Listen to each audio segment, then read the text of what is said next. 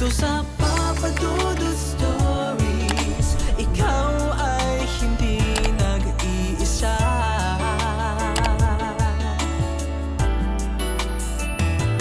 Dito sa Papa Dudut Stories, may nagmamahal sa'yo. Papa Dudut Stories, Papa Dudut Stories.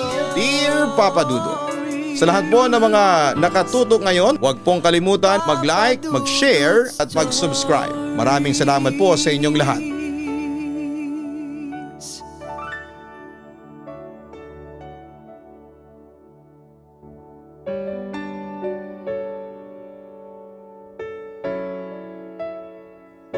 Kumusta na kayong lahat? Ako si Luna Cara Barasco, 24 years old na ngayon at nakatira dito sa Project 6, Quezon City. Silent subscriber since 2024 at ngayon lamang ako nagkaroon ng lakas ng loob para mag-share sa inyo ng isang horror story na nangyari mismo hindi lang sa akin, kundi pati na rin sa kapatid ko at sa buong pamilya namin. Papa Dudut, matagal din po akong nag-isip kung ano ang kwento ang isishare ko sa inyo. Hindi naman love story kasi, wala naman akong love life. Hanggang sa bigla ko naalala ang kwento ni Kuya Rylon ko noon. Nangyari po ito maraming taon na rin ang nakalipas. Si Kuya Rylon ay isang architect. Nagkaroon siya ng project sa northern part of Cebu. As far as I remember, nasa Talisay City yata yon. Residential house lang naman yon at si Kuya Rylon ang kinuha para magdisenyo ng buong bahay. Anyway, newlyweds daw ang may-ari ng nasabing bahay. At sa kakaibigan na rin ni Kuya ang lalaking asawa kaya ginandahan at binonggahan niya ang disenyo ng bahay. So yun na nga Papa Dudut. Pinupuntahan ni Kuya Rylon ang naturang bahay para mamonitor ng mga gumagawa kung sakto ba ito sa binigay niyang design. Saka chine-check din niya ang mga materyales kung sakto rin ba ito. Pupunta siya ng umaga tapos ay uuwi ng bandang hapon na. Hindi masyadong naniniwala si Kuya Rylon sa pamahiin kaya hindi niya alam ang oro, plata, mata. Sabi ni Kuya Rylon ay linggo raw noon ng umaga. Nakaramdam siya ng gut feeling na i-check ang naturang bahay. Hindi pa gaano kompleto sa pagkakagawa ang bahay na yon. Gumayak si Kuya Rylon papunta roon at wala pa siyang kotse noon. Motor pa lamang. Nakarating daw siya ng bandang alas 10 ng umaga. Hininto niya sa gilid ang motor niya para mag-park doon. Bali nasa labas pa lamang siya ng gate. Yung gate ay luma pa at balak ring baguhin. Kakatanggal niya lamang ng helmet nang mamataan niyang may nakatalikod na matanda. Nasa loob na ito ng gate. Nakatayo ito sa bintana at parang may sinisilip. Nagmamadaling naglakad naman si Kuya papunta sa gate at pumasok kaagad. Doon niya lang napansin ang isang malaking balde ng taho. So doon na naisipan ni Kuya Rylon na magtataho ang matandang lalaking sumisilip sa bintana. Wala pang pinto yun, kaya bukas na bukas ang bukana nito. "Manong, ano pong kailangan nyo?" Sigaw ni Kuya Rylon sa magtataho.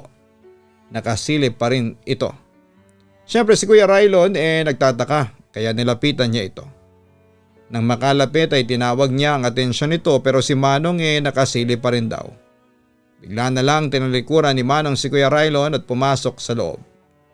Doon na nainis si Kuya at tinawag niya ito at tinanong kung may kailangan ba ito pero hindi siya pinapansin.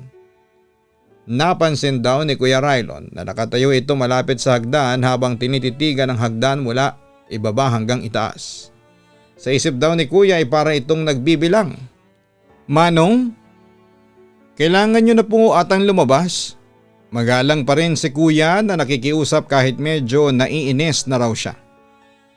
"Sa'yo ba tong bahay na ito?" Tinanong siya bigla ng matanda. Nakatingin pa ito sa kanya, si Manong daw ay medyo creepy kasi ang haba na ng puting balbas nito at may katarata pa sa kanang kamay. Umiling daw si Kuya Rylon. Hindi raw siya makapagsalita kasi kinakabahan daw siya sa susunod na sasabihin ng matanda. Malas ang titira dito. Bigla raw nitong sabi, Papa Dudut. Tinitigang muli ang hagdan. Bakit po? Nagtanong na si Kuya. Kasi para raw sa kanya swerte ang bahay. Tingnan mo, may 12 hakbang ang hagdanan. Kung bibilangin mo gamit ang oro plata, mata. Ay mata ang kinahuli-huling hakbang. Ibig sabihin ay malas. Nagpaliwanag si Manong pero si Kuya Rylon ay hindi niya nagets. Hindi niya kasi alam ito kaya tinanong niya kung anong ibig sabihin ng oro, plata, mata. Nagulat daw si Manong nang sabihin nitong hindi niya alam kung ano ang ibig sabihin ng mga salitang yon. Kaya naman pinaliwanagan ulit siya. Ang oro ay ginto habang ang plata naman ay pilak. Alinman sa dalawang yan ay pwedeng huling hakbang ng hagdanan na pagmamay-ari ninyo. Swerte pa rin ang kalalabasan.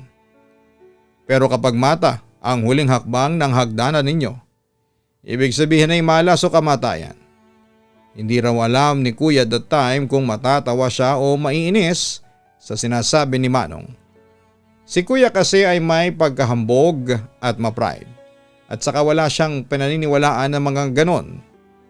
Sabi raw ni Manong, kung kilala ni Kuya Rylon ang may-ari ng bahay, mas mabuti na lang na huwag tirhan ang naturang bahay. Lumabas na raw si Manong noon daladala ang tinda niyang taho. Binalaan siya na hanggat maaari ay walang dapat titira sa bahay na yon, so basically applicable yon sa tenant and owner. Siyempre si Kuya hindi siya naniwala at kinibit balikat na lamang ang sinabi ni Manong. Matapos yon ma-check ni Kuya Rylon ay umuwi siya kaagad. Natapos din ang bahay after putting efforts and money. Hindi nga nagtagal ay tinirhan ito ng newlyweds. Ilang buwan, ayos naman daw. Sobrang gandang araw. Si Kuya Rylon naman ay proud na siya sa kanyang sarili dahil sa success ng project niyang yon. Dumami palalo ang projects niya dahil na rin sa rekomendasyon ng kaibigan niya na kilala pala ng mga mayayaman dito sa Visayas. Samantalang month of August, nabalitaan ni Kuya na buntis ang asawa ng kaibigan niya. Same year na kinasalang mag-asawa. Na-promote din daw ang kaibigan niya sa trabaho. Umasenso din daw ang negosyong bigasan ng mag-asawa.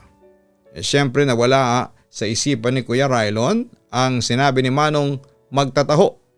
Inulan ng swerte ang mag-asawa pero papadudod 2 months after nabalitaan ni Kuya Rylon na nakunan ng asawa ng kaibigan niya. Sobrang iyak ng kaibigan ni Kuya pati na rin ang asawa nito. Ilang weeks nagkalabuan ng mag-asawa. Nagdesisyon ang babae na si Charmaine na umuwi sa syudad habang naiwan naman ang kaibigan ni Kuya Rylon na si Jairon sa bahay. Isang gabi raw ay biglang tumawag kay Kuya Rylon ang kaibigan niyang si Jairon. Hating gabi pa yon kaya nagtaka si Kuya. Nang masagot niya ay tinanong niya kung ano ang kailangan nito. Ang sabi naman nito ay hindi siya makatulog. Sinubukan niyang tawagan ang asawa niyang nasa syudad pero hindi siya sinasagot kaya tinawagan niya si Kuya Rylon. May tao raw na palaging nakaupo sa hagdanan. Nakasuot ito ng itim na hoodie at itim na coat. May scythe pa itong hawak na akala mo ay si kamatayan. Hindi raw sigurado si Jairon pero kapag kukusutin niya ang mata niya mawawala na lamang ito. Minsan ay nasa panaginip niya ito. Ganon pa rin. Nakaupo lang sa hagdan na parang may hinihintay. Sinabihan ni Kuya Rylon na matulog na lamang ang kaibigan niya at huwag mag-isip ng kung ano-ano kaya natapos ang pag-uusap nila doon. Ilang araw ang lumipas ay nabalitaan ni Kuya Rylon. Napatay na si Jairon. Natagpo ang walang buhay sa sahig and dead on arrival na. Nagtamo ito ng saksak at palo sa ulo. Niloban daw ang bahay ng mga akyat bahay, 3 ito kaya siguro hindi kinaya ng kaibigan niya. Nang malaman yon ni Charmaine ay umuwi ito at nagimbal ito kaya pinaglamayan na ang kanyang asawa. Bumisita nga rin si Kuya Rylon at meron ding isang gabi na sinama niya ako. May sisiw na nakapatong sa kabaong. Tanda na hindi pa nahuhuli ang mga suspect. Pero on the process of investigation ito noong mga panahon na yon. Matapos paglamayan, hinatid na rin po ito sa huling hantungan niya. Nakihatid din si Kuya Rylon. Sabi niya pa ay sobrang kakaiba raw si Charmaine ng mga oras na yon. Naging mainitin ang ulo at parang balisa. Lagi na lamang may hinahanap. Patapos daw ang misa ay napagdesisyonan ni Kuya Rylon na samahan si Charmaine. So katabi niya ito sa paglalakad habang hinahatid ang kabaong ni Jayron. Namumutla pang araw ito kaya tinanong na niya kung may problema ba siya. May tao sa loob ng purlon, nakasuot ng kapa at nakatakip ang mukha ng hoodie ng kapa. May mahaba siyang karit na dala. Halos magimbal si Kuya Rylon sa sinabi ni Charmaine. Pero hindi niya pinahalata kasi baka raw ay mas matakot pa ito. Nag-comfort na lamang si Kuya Rylon. Hindi pa rin mawala sa isipan niya ang sinabi ni Charmaine hanggang marating nila ang sementeryo. Pare-pareho raw kasi ito ng sinasabi ni Jayron sa kanya noong tumawag ito. Matapos ang araw na mahatid sa huling hantungan si Jayron, nagdesisyon si Kuya Rylon na samahan si Charmaine sa bahay. Nagsiuwian kasi ang ibang kamag-anak nito. Siya si Charmaine at ang dalawang pamangkin lang nito na magkasing edad ko ng panahon na yon ang naiwan. Subali 4 lamang silang lahat. Teenager yung dalawa nilang kasama. Natulog si Kuya Rylon sa isang kwarto habang yung dalawa naman ay nasa kabila. Si Charmaine ay nasa sariling kwarto nilang mag-asawa. Maaga raw nakatulog si Kuya Rylon. Malalim na ang tulog niya nang bigla siyang nanaginip. Sabi niya ay nakabukas ang pintuan ng kwartong tinutulugan niya. Nakita niya sa hagdanan ang taong may suot na itim na kapa at may hawak na mahabang karet. Pilit tumatayo si Kuya pero hindi niya magalaw ang mga paa niya sa panaginip. Sobrang takot nga daw siya ng mga oras na yon. At pinagpapawisan siya ng malamig. Pero di nagtagal ay nagising siya at lumingon siya sa pintuan at laking gulat niya na nakabukas na nga ito. Kitang-kita roon ang hagdanan katabi ng kanyang kwarto ay ang kwarto ni Charmaine. Bumangon siya kaagad para i-check ang babae at pagbukas niya ng pinto doon. Lumaki raw ang mga mata niya dahil nakita niya na nakatayo raw ang lalaking may suot na itim na kapa sa paanan ni Charmaine. Nakataas ang hawak nitong mahabang karit sa ere. Nakaamba na para ibaon ito sa dibdib ng walang malay na si Charmaine. Tumakbo raw kaagad si Kuya para pigilan ito pero bago pa man siya makahawak, bigla na naman siyang napabalikwas ng bangon. Isa na naman daw panaginip. Pagtingin niya sa pinto ay nakabukas na ito. Bumangon siya kaagad at pumunta sa kwarto ni Charmaine para i-check ito pero pagbukas niya ay wala na ito sa kama. "Rylon, tanghalian na." Narinig niya ang boses ni Charmaine sa silong kaya nagmamadali siyang bumaba. Nasa kusina ito at naghahanda. Nawala ng tinik sa dibdib si Kuya Rylon nang makitang maayos ang lagay ni Charmaine. Pero napansin niyang wala ata ang dalawang pamangkin ni Charmaine. "Nasaan ang mga pamangkin mo?" tanong ni Kuya Rylon sa kanya. "Umuwi na," sumagot ito habang kumakain at nagkwento naman daw bigla si Charmaine. Sabi niya, "Alam mo kagabi, nanaginip ako. Yung sinabi ko sa yung taong may hawak na karet, nakatayo siya sa paanan ko tapos nandun ka. Pumasok ka sa kwarto ko at bigla mo siyang pinigilan pero nagising din ako. Kailangan ko na atang iwan ang bahay na ito, Rylon. May kung ano kasing nakatira dito. Lalong-lalo na ang hagdan." Nagkwento pa si Charmaine sa mga karanasan niya. Nang nagdaang araw, may minsan daw na nakikita niya ang taong may hawak na karet sa hagdanan. Pero pagtititigan niya naman ay wala na ito. Minsan nananaginip rin siya na may naghihintay sa kanya sa itaas ng hagdanan. Parang sinusundo siya. Natigil lang ang kwentuhan nila nang may biglang tumawag kay Charmaine. Halos daw matapon ni Charmaine ang kinakainan niya dahil sa kausap niya sa cellphone. Tinanong ni Kuya Rylon kung ano ang problema. Sabi nito ay nabangga raw ang dalawa niyang pamangkin sa kalsada. Dinala agad ito ng ambulansya sa ospital. Pinuntahan nilang dalawa ang mga ito sa ospital at sinamahan ito ni Kuya Rylon. Baka raw kasi mapano pa ito sa daan. Walang-wala sa sarili si Charmaine ang araw na yon at sino ba namang hindi. Kamamatay lang ng asawa niya at may bago na namang problema. Good thing na lang daw ay hindi naman gaanong kakritikal ang dalawang pamangkin ni Charmaine. Nagtamo lamang ng minor injuries sa katawan at temporary blindness sa kanang mata. Habang napilaya naman yung isa. Sabi ng dalawang pamangkin niya akmang tatawid na sila sa daanan nang mapansin nito ang isang lalaking may hawak na karet. Nakatayo ito sa gitna ng daan para raw silang inaakit na lumapit ang mga ito sa taong yon. Kaya tumawid sila ng biglaan at nabangga ng truck. Kinilabutan si Kuya Rylon nang marinig ang kwento ng dalawa. Kaya naman minabuti niyang doon na lamang muna patulugin si Charmaine sa bahay namin. Para na rin makaiwas sa kung anuman ang kamalasang darating. Ganoon na rin si Charmaine, Papa Dudut. Natatakot rin siya kaya sumang-ayon siya sa suggestion ni Kuya Rylon. Dumating ang ate ni Charmaine sa ospital para magbantay sa pamangkin niya. Mama kasi nila ito. Samantala, umuwi si Charmaine sa amin dala ang gamit niya. Naiwan ang bahay na walang katao-tao. Doon siya natulog sa amin ang 3 gabi kaya naalala ko pa na minsan ay nakakarinig ako ng ungol mula sa kabilang kwarto. Akala ko ay may nagmimilagro, yun pala ay binabangungot na si Charmaine. Matapos ang 3 gabi ay nahanapan din ni Kuya Rylon si Charmaine ng maupahan. Hindi kasi pwede itong umuwi sa pamilya niya kasi taga Bohol ito at nasa Cebu ang trabaho niya.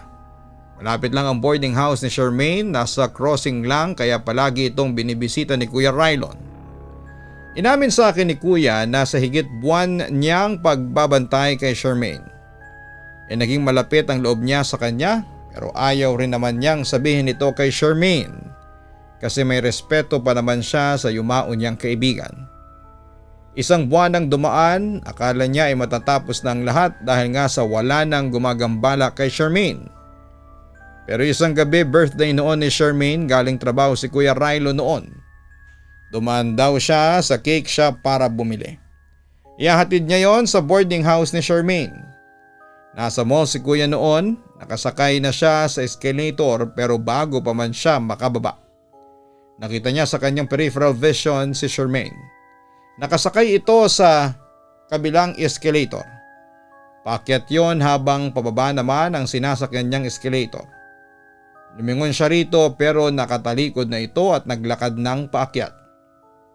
Sumakay siya ulit ng escalator paakyat para sundan ito. Tinawag niya pa ang pangalan nito pero hindi naman daw lumilingon. Noong nasa 2nd floor na siya, wala na siyang nakitang Charmaine. Palingon-lingon pa siya pero wala talaga kaya tinawagan niya ito and luckily sumagot naman. Ito yung conversation nila base sa naaalala ko. "Hello Rylon, napatawag ka?" Tanong daw sa kanya ni Charmaine.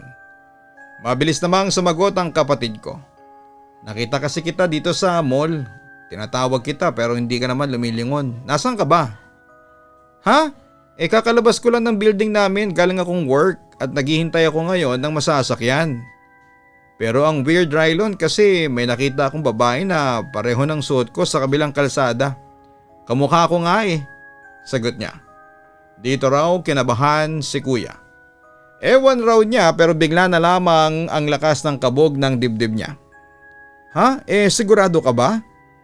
Sabihin mo nga sa akin kung nasaan ka at maghintay ka dyan. Susunduin na lang kita," wika ni Kuya Rylon habang kinakabahan. Sinabi ni Charmaine ang exact address kung nasaan siya. Kaya matapos ang usapan nilang dalawa ay hinarurot na ni Kuya Rylon ang motor niya papunta roon. Pero nang makarating na siya, isang hindi magandang balita ang sumalubong sa kanya. Maraming pulis sa pwesto kung nasaan si Charmaine. May mga nagkukumpulang tao din.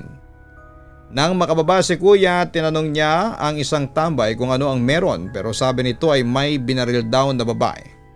Doon na nakumpirma ni kuya sa mga pulis na naroroon sa insidente kung sino ang nabaril.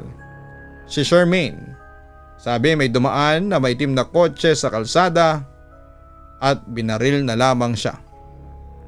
Wala sa sarili si kuya na pumunta sa ospital kung nasaan si Charmaine. Naglakad siya sa hallway papuntang emergency room pero sa dulo ay napansin niya ang isang taong nakasuot ng itim na kapa at may hawak na karit. May babae itong kasama. Halos mabaliw si kuya kung ano ang dapat niyang isipin. Pero dahil nga gulong-gulo ang utak niya, dumiretso siya sa emergency room which is nasa kabilang hallway pa. Nawala na siya ng lakas nang malamang dead on arrival na si Charmaine. Nakatunganga siya sa labas ng magsidatingan ng mga kapatid ni Charmaine. Tinatanong siya kung ano ang nangyari pero hindi makasagot si kuya. Walang laman ang isipan niya kung hindi sisihin ang sarili. Sabi niya sa akin kung sana ay sinunod niya ang sinabi ni Manong ay baka hindi nagkandaletse-letse ang buhay nila. Umuwi si Kuya Rylon sa amin. Buong linggo ko nga siyang hindi makausap ng maayos dahil siguro sa trauma at guilt. Pero tinanong ko si kuya habang kinekwento niya ito. Nasa sala kasi kami noon at nanonood ng NBA Finals. Hindi na siya nakatira doon, di ba? Bakit namatay pa rin si Charmaine? At saka sino yung kamukhang nakita niya? Kumunot nga ang noon ni kuya sa tanong ko noon kaya nagtanong siya sa lola namin. Kung may alam ba ito tungkol sa pamahiin na oro, plata, mata. Sabi ni lola, kaya raw siguro naging biktima pa rin si Charmaine ay baka dahil konektado pa ito sa asawa niya. Naging isa sila hindi ba? Iisa ang pangalan at nangako itong magiging isa silang dalawa sa harap ng altar. Isa pa ay sa kanilang dalawa na kapangalan ng bahay kaya ganoon na lamang ang nangyari. Mabuti na nga lang daw ay walang nangyari kay Kuya Rylon. Sinabi sa kanya kung gusto niyang makontra ang pamahiing yon, sabuyan niya ang huling baitang na humantong sa mata ng asin. Hindi yon ginawa ni Kuya. Para makasigurado ay binalikan niya ang bahay at pinabawasan niya ng isang baitang ang hagdanan para humantong ang huling baitang sa plata. Good thing lang at sumang-ayon ang mga kamag-anak ng yumaong mag-asawa. Hindi siya sinisi ng mga pamilya nito kasi yung pagkamatay ay may dahilan at suspect din. Mabuti na lamang at nahuli na ang mga ito. Napagkamalan lang si Charmaine ng mga suspect na ito ang target nila. Kaya nila ito nabaril pero hanggang ngayon ay naiipon pa rin ang guilt at sama ng loob ni Kuya Rylon sa mga nangyari. Ang sabi niya kung hindi lang siya naging hambog at gumawa kaagad ng paraan, baka hindi pa naging huli ang lahat. Coincidence or not, hindi ko rin po alam pero iisa lang ang alam ko. Bawal magkita ang doppelganger sa sarili nitong ginagaya.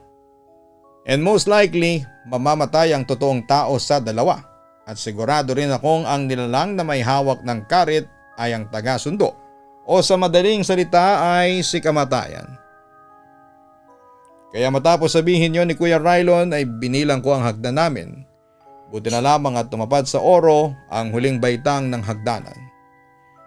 Pero may kinuwento sa akin noon si Lola na dati raw ay pumatak sa mata ang huling baitang sa bahay namin. Pero dahil sa may pera naman kami ay mabilis na inayos ang hagdanan namin. Kaya daw matarig ang hagdan namin kasi mula 12 talampakan ay pinilit itong gawing 10 para bumagsak sa oro. Kaya ayon, kahit na matarik at nakakatakot bumaba sa mismong bahay namin ay swerte naman ang dumarating sa pamilya namin. Si Kuya Rylo naman as usual ay maraming projects pa rin na dumarating sa kanya at ang tinitignan at binabantayan niya ay ang mismong hagdanan. Sinisigurado talaga niya na babagsak sa oro o sa plata.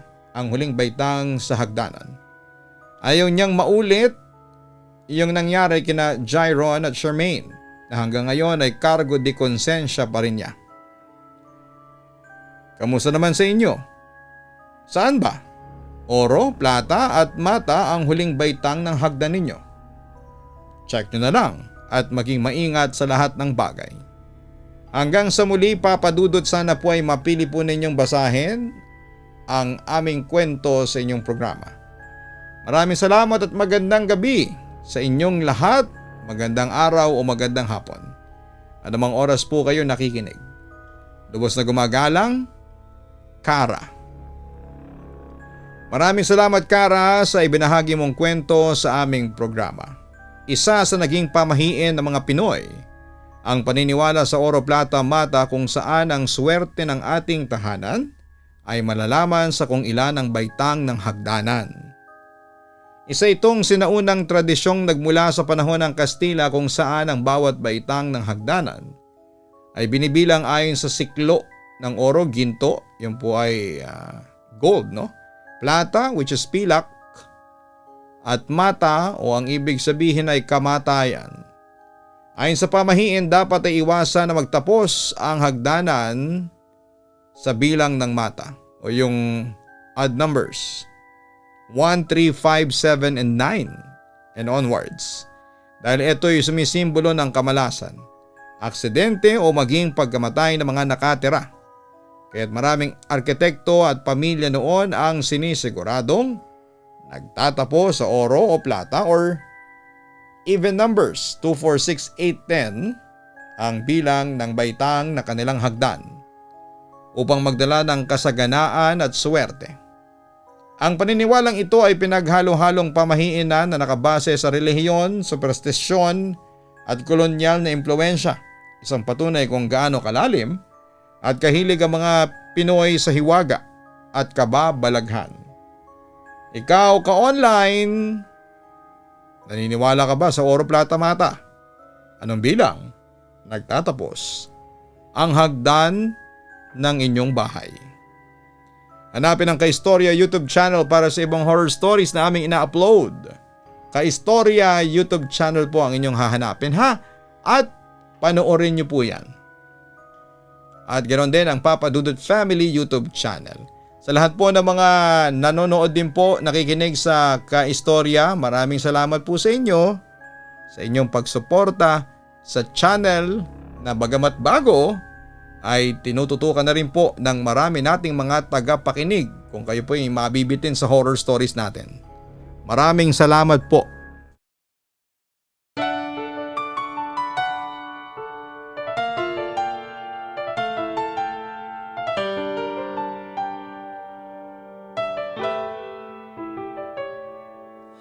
Ang buhay ay mahiwaga, laging may lungkot at saya. Sa Papa Dudut Stories, laging may karamay ka.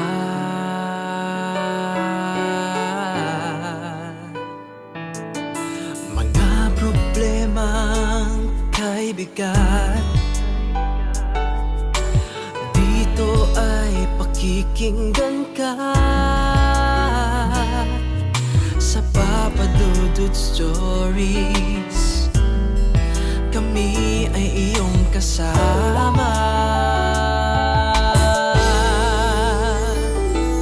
Dito sa Papa Dudut Stories, ikaw ay hindi nag-iisa.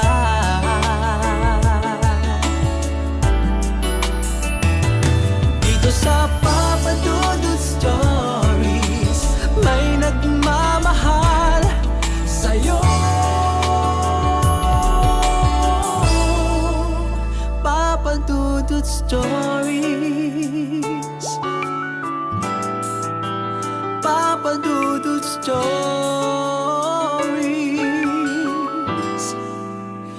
Papa Dudut Stories.